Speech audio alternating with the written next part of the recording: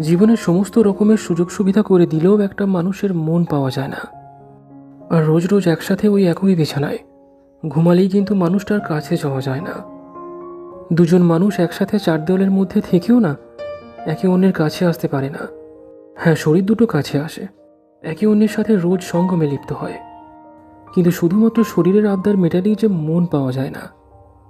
আর মন যদি না পাওয়া যায়, তুমি মানুষটাকেও পুরোপুরি কখনোই পাবে না।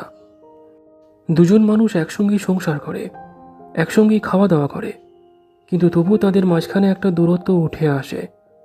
এই দূরত্বটা অন্যরকম।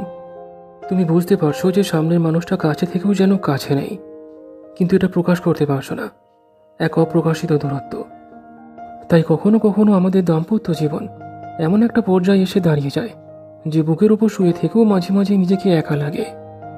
সংসারে সবকিছুই মানিয়ে গুছিয়ে নেওয়া যায়, তবে যার সাথে সংসার করছি সে যদি অন্য মনস্ক হয়ে থাকে, এটা মেনে নেওয়া যায় না। অন্য মনস্ক মানে অন্য কিছুর চিন্তা, হয়তোবা অন্য মানুষের চিন্তা। তাই একসঙ্গে দুটো মানুষ ঠিক তখনই সুখে থাকে যখন দুজনের মনের সঠিক মিল থাকে।